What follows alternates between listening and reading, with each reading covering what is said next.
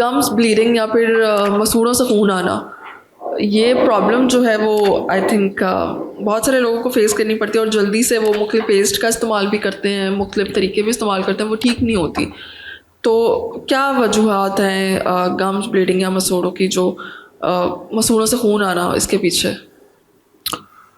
जो हमने अपनी प्रैक्टिस के अंदर इस चीज़ को देखा है, या पेशेंट जो ये कंप्लेन करते हैं, बेसिक जो है ना वो ये है कि इम्प्रॉपर ओरल हाइजीन उनकी होती है। यानी कि वो कहता है जी हमारे पास पेस्ट भी अच्छी है, ब्रश भी अच्छी है, हम 3 टाइम करते हैं, लेकिन उनका जो वे आउट है करने का वो ठीक नहीं होता, जिसकी वजह से वहाँ पे फूड पार्टिकल की डेपोजिशन होती है, वो कन्वर्ट हो जाती है प्लाक में। और जब प्लाक में होगी तो फिर वो प्लाक क्या है, प्लाक जो है ना एक फिल्म है अपना सॉफ्ट पार्टिकल की, जो हमारे दांत के साथ लग जाती है, चिपक जाती है।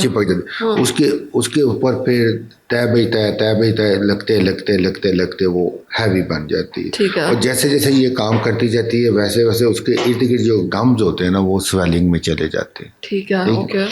अब अगर वो ये कंडीशन में, तो आप जो एक तरफ आप पेस्ट भी लगा रहे हो, काम भी कर रहे हो, तो काज तो वहीं पड़ेगी। ठीक है, ओके। वो अपना काम कर रही है, आप अपना काम कर रहे हो, फायदा किसको हो रहा है? किसी को नहीं। ठीक है, जब तक हम काज को रिमूव नहीं करेंगे। ठीक है। अब नॉर्मल जो हमारे गम होते हैं उसमें ब्लीडिंग नहीं होगी। एग्जैक्टली। ठीक है। ब्लीडिंग उसी वक्त आएगी जिस वक्त कोई उसका काज वहीं पड़ा हुआ। ठीक है। अब काज के हैं, प्लाक है, प्लाक को हम रिमूव करेंगे। ओके। अच्छा, बाज़ ऐसे भी केसेस हैं जिसमें प्लाक भी नहीं है, ओरल हेल्थ भी उसकी अच्छी है, लेकिन इसके बावजूद भी ब्लीडिंग वो कहते हैं कि हमें आती है।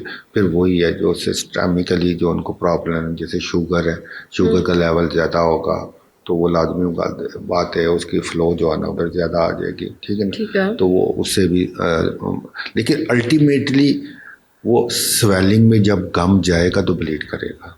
ठीक है, तो मसूड़ों की सूजन की वजह से ही सूजन की वजह से, अब सूजन किस वजह हो रही है उसको हमने डायग्नोज करना है। ठीक है ना। जो भी उसकी रिलेटेड चीज़ होगी उसको हम ट्रीट करेंगे तो ये ऑटोमेटिकली ख़त्म हो जाएगी। ठीक है, ओके।